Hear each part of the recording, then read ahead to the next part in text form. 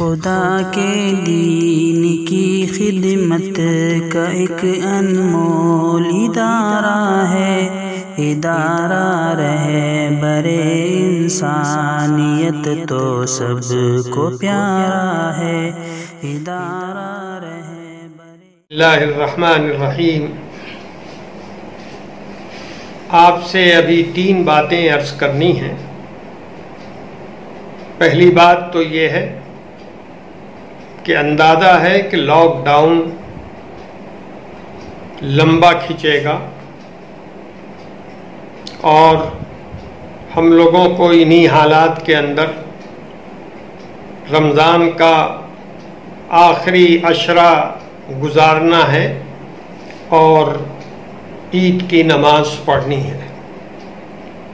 اللہ تعالیٰ کا یہ بڑا فضل ہے کہ اس نے اپنی بے پناہ مہربانیوں سے ہم تمام بھائی بہنوں کے اوپر کرم کرتے ہوئے رمضان کا مہینہ لا دیا ہے، اور ہم لوگ اپنی اپنی صلاحیت، اپنی ہمت، اپنے شوق اور جذبے کے تحت اس مبارک مہینے سے فائدہ اٹھا رہے ہیں اور نیکیاں جمع کر رہے ہیں۔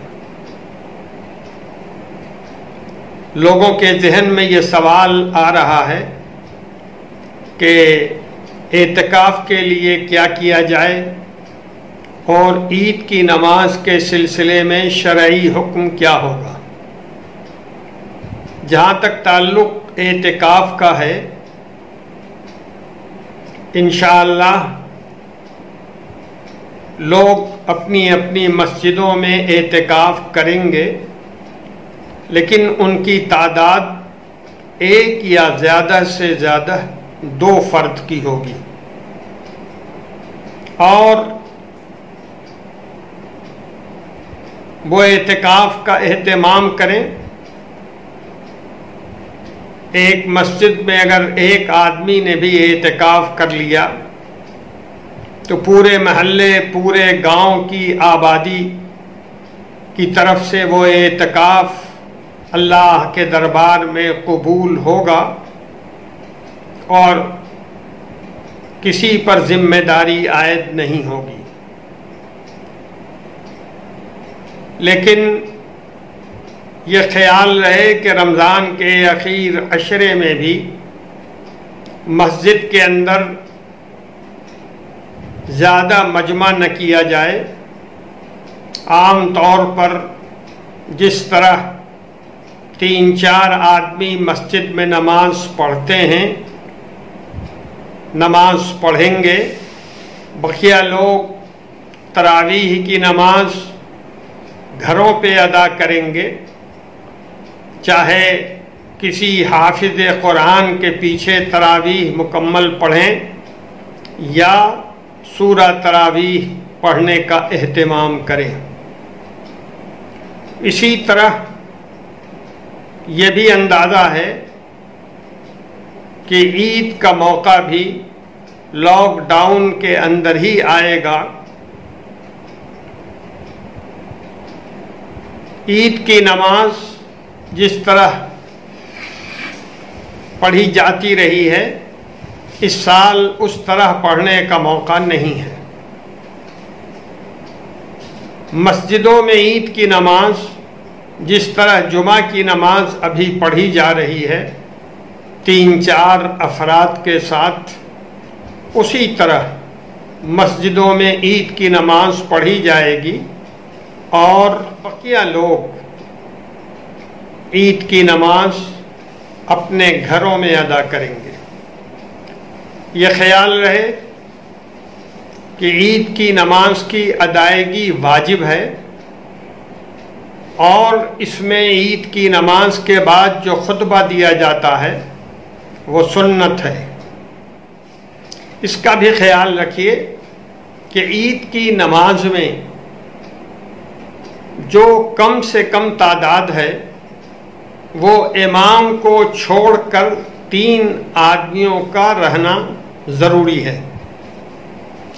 اس لیے عید کی نماز جو پڑھی جائے ایک امام اور پیچھے 3 مقتدی ہوں اور نماز ادا کی جائے۔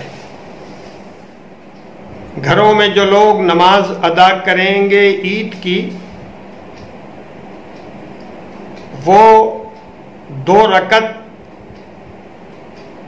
عید کی نماز پڑھیں گے اور 2 رکعتوں کے بعد امام صاحب خطبہ دیں گے، چاہے وہ کسی کتاب کو دیکھ کر خطبہ دیں یا کسی کاغذ پہ خطبہ لکھا ہوا ہو اس کو دیکھ کر دیں یا زبانی خطبہ دیں، انشاءاللہ وہ خطبہ معتبر ہوگا۔ لیکن اگر کسی گھر میں ایسا کوئی آدمی نہیں ہے جو خطبہ دے سکے یا خطبہ پڑھ سکے، تو پھر 2 رکعت عید کی نماز تکبیرات زائدہ کے ساتھ گھر میں پڑھی جائے گی، اور چونکہ کوئی خطبہ جاننے والا پڑھنے والا موجود نہیں ہے، اس لیے بغیر خطبے کے نماز ادا کی جائے گی۔ اور اگر عید کی جماعت کی امامت کرنے والا بھی گھر میں کوئی آدمی نہیں ہے تو ایسی شکل میں گھر کا ہر آدمی 4 رکعت نفل نماز ادا کرے گا، جس طرح چاشت کی نماز پڑھی جاتی ہے۔ لیکن یہ بات ذہن میں رہے کہ یہ عید کی قضا نہیں ہے، بلکہ یہ اللہ کے دربار میں سر جھکانا ہے، جس میں فائدہ ہی فائدہ ہے اور اس کا پڑھنا مستحب ہے۔ دوسری بات جو مجھے آپ سے عرض کرنی ہے وہ یہ ہے کہ اللہ کے فضل سے آخری عشرہ رمضان کا کل شام سے شروع ہو جائے گا، چاہے گھر میں ہوں چاہے مسجد میں ہوں، نماز کا پورا اہتمام کریں ہم لوگ، اور تراویح بھی گھر میں پڑھیں، اور اللہ تعالیٰ کے سامنے سجدہ ریز ہو کر یہ دعا کریں کہ جو مصیبتیں پوری دنیا میں آ رہی ہیں، ہمارے ملک میں آئی ہے، اللہ تعالیٰ اس کو دور فرمائے۔ اور اس کے ساتھ ساتھ یہ بھی دعا کریں کہ NPR اور NRC کے جو واقعی خطرات ہیں، اللہ تعالیٰ ہم لوگوں کو ان سے بھی دور رکھے اور ظالموں کو ظلم کرنے کا موقع نہ ملے۔ ہمیں اس کی بھی دعا کرنی چاہیے کہ اللہ تعالیٰ مسجدوں کے دروازے ہم لوگوں کے اوپر کھول دے۔ بڑے اہتمام سے اپنے لیے، اپنے گھر کے لوگوں کے لیے دعا کرنی چاہیے، اور مسجدوں کے کھلنے کی دعا کرنی چاہیے تاکہ ہم لوگ زیادہ اچھی تعداد میں نمازیں مسجدوں میں ادا کر سکیں۔ ایک بات مجھے اور کہنی ہے، یہ 18 مئی سے جو لاک ڈاؤن ہونے والا ہے، اندازہ یہ ہے کہ اس میں بازاروں، دکانوں کے کھلنے کے سلسلے میں مرکزی حکومت کچھ ہدایت دے گی اور کچھ آسانیاں ملیں گی۔ لیکن میں آپ سے عرض کرتا ہوں کہ ابھی آپ گھروں میں رہیں، میں نے تفصیل سے پہلے یہ بات عرض کی ہے کہ آپ حضرات اور خاص طریقے پر ہماری بہنیں، ہماری بیٹیاں بازاروں میں نہ جائیں، دکانوں میں نہ جائیں، گھروں میں اللہ کو یاد کریں، اپنی غلطی کی معافی مانگیں اور پرانے کپڑوں میں عید منا لیں۔ یہ بہت اہم بات ہے اور میں نے پہلے بھی آپ کی توجہ اس طرف دلائی ہے۔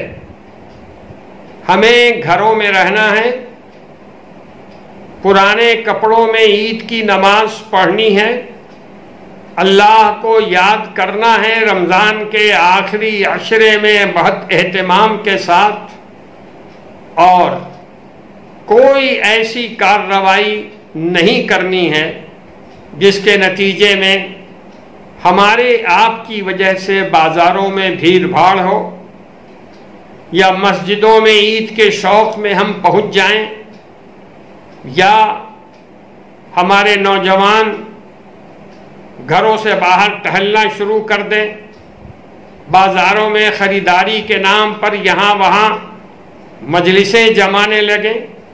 اس میں پوری احتیاط برتنے کی ضرورت ہے۔ اللہ تعالی ہم سبوں کو اس آزمائش میں کامیابی دے، آمین۔ والسلام علیکم ورحمۃ اللہ۔ ادارہ رہبر انسانیت تو سب کو پیار